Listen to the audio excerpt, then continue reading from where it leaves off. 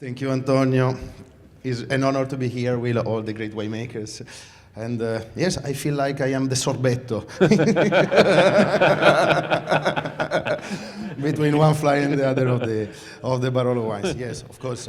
Barolo and Barbaresco are brothers, and I am Luca Roagna, the fifth generation in Roagna family. We are one of the historical families of Barbaresco village. We have also a little bit of vineyard in Barolo appellation, but today the focus is in our Crichet Paje. It's a vineyard my grandfather Giovanni and my grandmother Maria Candida bought in 1953. Important vintage because my father was born in the same year. And yeah, it's one of the historical vineyards of Barbaresco. It's located exactly in the middle of Barbaresco village, geographically, in the middle of Barbaresco. And is in Roagna is the vineyard with more limestone active. So we have to be careful with the American rootstock, like somebody said before.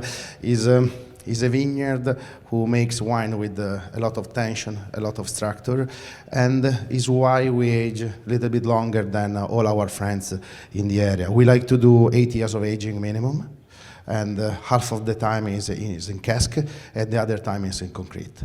The idea is to have an elegance, and from a vineyard who give a lot of tannins, a lot of structure, is a way to keep beauty with the long aging. So 2015 and not 2019 vintage, because we bottled this wine only last August. So it was, yeah, it's still a baby.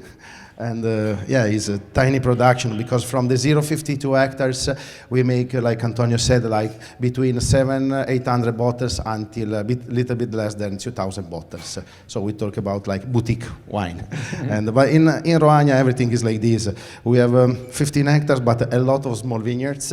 And we can say that the average production is around a couple of thousand bottles. And yes, talking about 15, I really like that vintage. Sometimes people consider 15 like a sunny vintage, warm vintage, but we often consider only the last months or the period of harvest. We always have to remember the winter before. And the winter between 14 and 15, it was really good.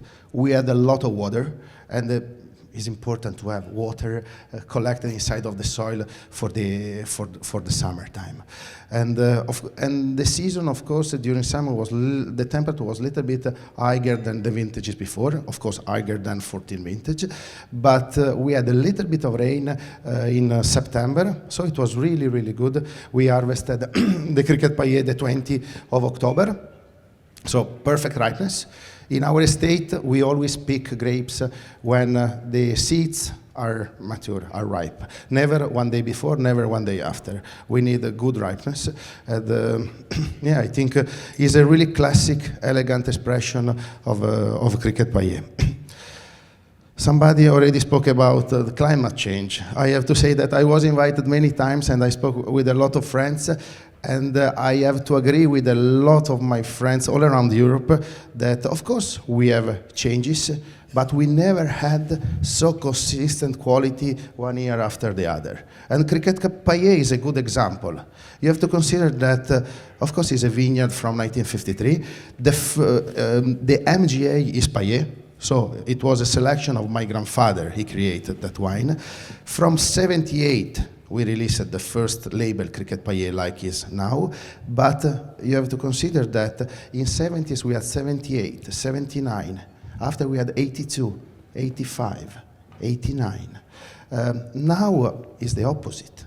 We make Crichet Paje more or less every year. Maybe we skip 1 or 2 vintages in 10 years. So what I mean is that yes, I am worried of things are changing, or we have to adapt our approach for the climate change, but every year with a variety like Nebbiolo, with the early start of vegetation and late harvest, now we can really harvest grapes ripe. So this is really good. Of course, we have to manage the water. I never remember a long time ago people speak about water, but now already I think more or less everybody of us said something about it.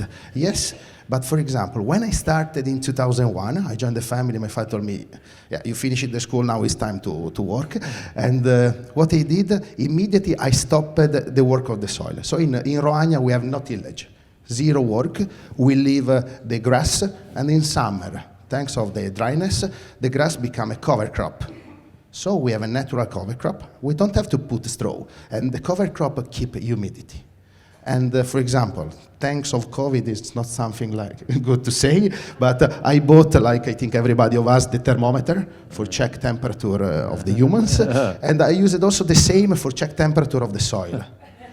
You know, with the natural cover crop in August, sometimes we have in our road 40 degrees Celsius, inside of the grass, inside of the natural cover crop, 24, 25.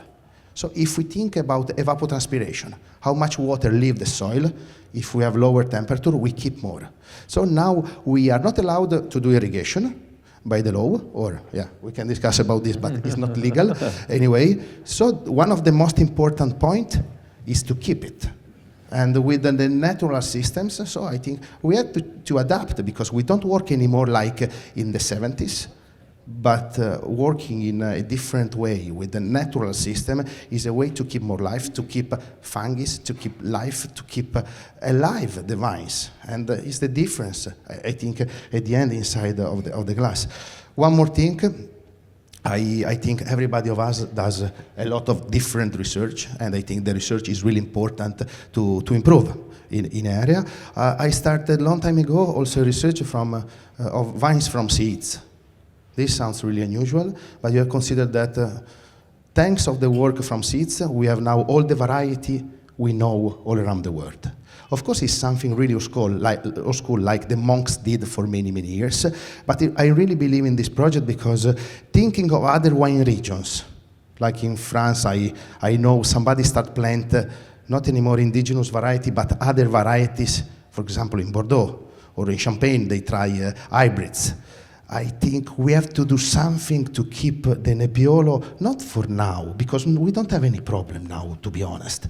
Not maybe in one generation, but maybe in 3-4 generations, maybe we will have some issues. So I am a little dreamer, but we have to do something for the area. And what I try to do in Roagna is to work also a little bit of vines from seeds. Thank you very much. Grazie, Antonio. This wine is spectacular and brings the only thing wine should bring, which is an incredible sense of joy. Also for my friends here, we all felt the same, so complimenti. And I wanted to thank you for continuing the 2015 conversation that the RC started with me a couple years ago in his winery, and we did it at Sarah Lunga dinner.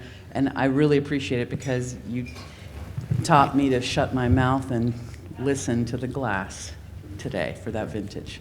That's all. Thank you. Brava Olivia.